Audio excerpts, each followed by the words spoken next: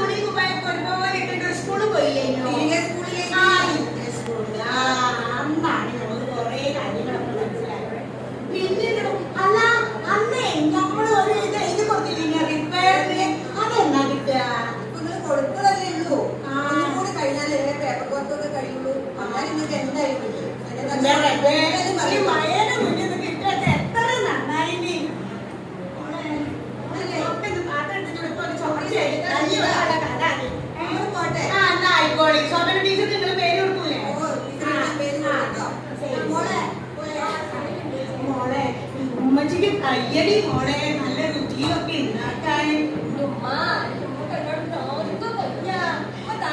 പങ്കെടുത്തോളി. സാധനങ്ങളൊക്കെ വേണ്ടതൊക്കെ പങ്കെടുക്കല്ലേ?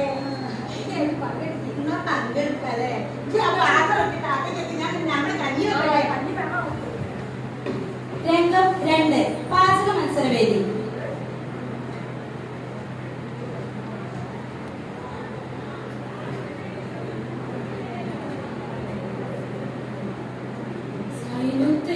മത്തിയും കപ്പയാണ് കൊണ്ടുവന്നത്.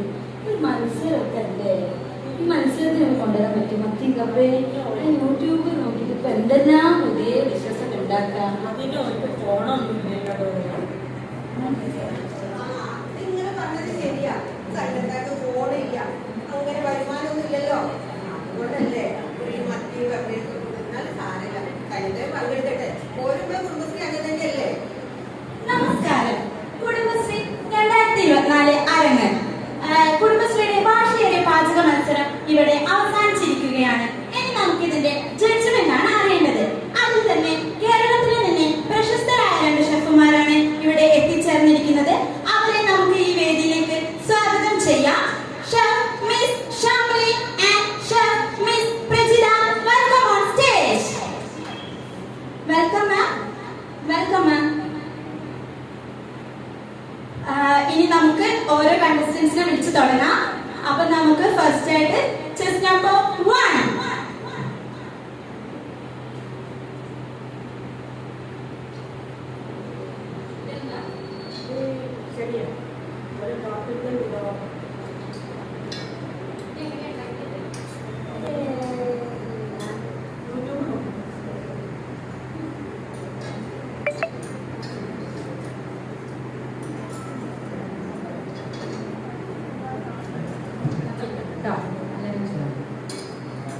Okay, chess number 2.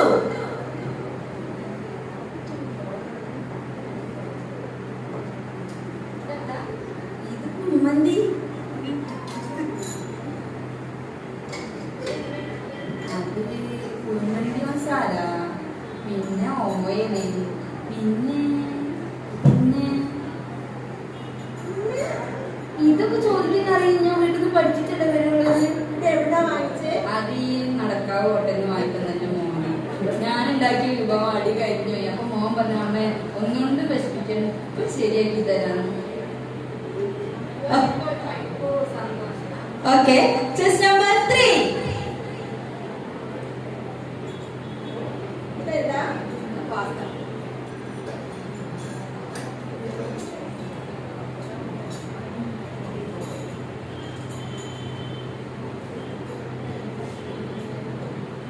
Yeah.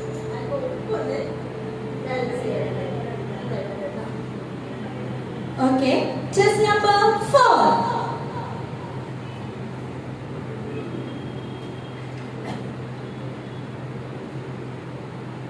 ഇതെന്താ? ഇത് മത്തിക്കപ്പക്കുരുക്ക്. നമ്മള്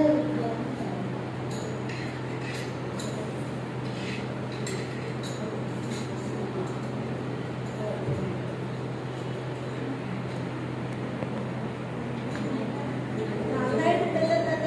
നമ്മുടെ കുയ്യാക്കൾക്ക് ഭയങ്കര പേർക്ക് ഇഷ്ടമാണ്. ഇത് എങ്ങനെയുണ്ടാക്കി എല്ലാവരും ഒന്ന് കേൾക്കട്ടെ. ഇത് നമുക്ക് പണിയാണ്.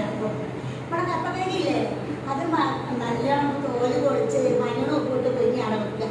പിന്നെ മത്തി മുളകിടൂലേ അത് മുളകിട്ട് ആ മീനിന്റെ വാല് മത്തിയുടെ വാലൊക്കെ പിടിച്ച് ഇങ്ങനെ കുടയുമ്പോഴേ അത് വീണതായിരുന്നു.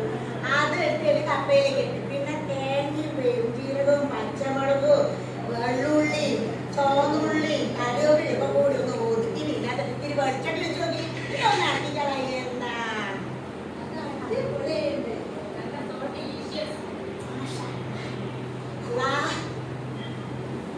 ഓക്കെ, അങ്ങനെ നമ്മുടെ ജഡ്ജ്മെന്റ് ഇവിടെ അവസാനിച്ചിരിക്കുകയാണ്. ഇനി നമുക്ക് റിസൾട്ട് ആണ് അറിയേണ്ടത്. അപ്പം നമുക്ക് ജഡ്ജസിനോട് ചോദിക്കാം. ജഡ്ജസ്, റിസൾട്ട് റെഡി അല്ലേ? ഓക്കെ, അപ്പം നമ്മുടെ ഫസ്റ്റ് നമ്മുടെ തേർഡ് റണ്ണപ്പയാണ് പറയാൻ പോകുന്നത്. third prize goes to chess number 3. Chess number 3 നമ്മുടെ ബിന്ദു ചേച്ചി. ബിന്ദു ചേച്ചി രുചിയേറി പാസ്തയുമായിട്ടാണ് ബിന്ദു ചേച്ചി വന്നത്. ബിന്ദു ചേച്ചിക്കുള്ള സമ്മാനം നമ്മൾ ഇപ്പോൾ തന്നെ നൽകുന്നതാണ്. തേർഡ് പ്രൈസ് കൊടയാണ് ബിന്ദു ചേച്ചിക്ക് നമ്മൾ സമ്മാനമായി നൽകുന്നത്. എല്ലാവരും കൈയടിച്ചേ.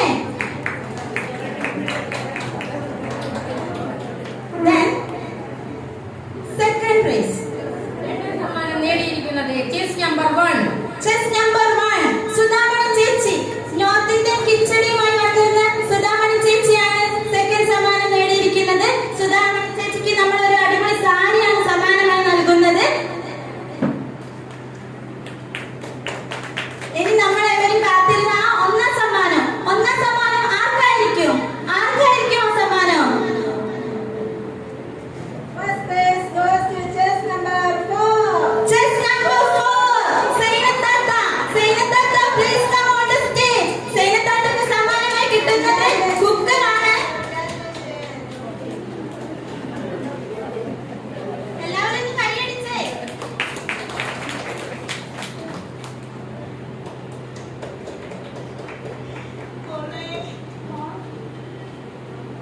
ഇനി നമുക്ക് ജഡ്ജസിനോട് ഒരു ചോദ്യമുണ്ട്. പലതരം ഡിഷസ് ഉണ്ടായിട്ട് എന്തുകൊണ്ടാണ് നിങ്ങൾ ഒരു നാടൻ ഡിഷ് തിരഞ്ഞെടുത്തത്? സൈനത്താത്ത ഉണ്ടാക്കിയ നാടൻ വിഭവം എരിവും പുളിയും എല്ലാം ഒത്തിണങ്ങിയ പെർഫെക്റ്റ് ഫുഡായിരുന്നു. ഓക്കെ, ഫാസ്റ്റ് ഫുഡിൽ അജിനോമോട്ടോ പോലെയുള്ള രാസവസ്തുക്കളാണ് ഉപയോഗിക്കുന്നത്. ഇത്തരം രാസവസ്തുക്കൾ ഉപയോഗിക്കുന്ന ഭക്ഷണം കഴിക്കുന്നത് കൊണ്ടാണ് സമൂഹത്തിൽ നിന്ന് ക്യാൻസർ പോലെയുള്ള മാരകമായ അസുഖങ്ങൾ പിടിപെടുന്നത്. ഈ ഒരു സാഹചര്യത്തിൽ സൈനത്താത്തയുടെ ഈ ഒരു നാടൻ ഭക്ഷണം സമൂഹത്തിന് ഒരു മാതൃകയാവട്ടെ. Okay, thank you judges, thank U.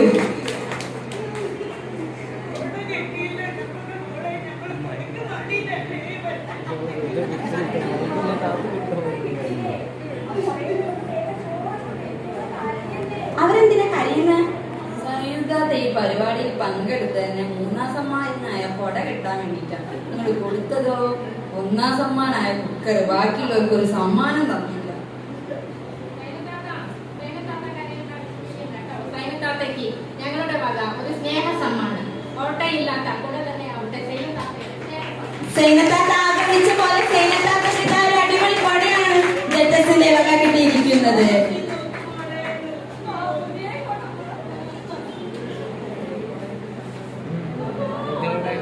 Okay.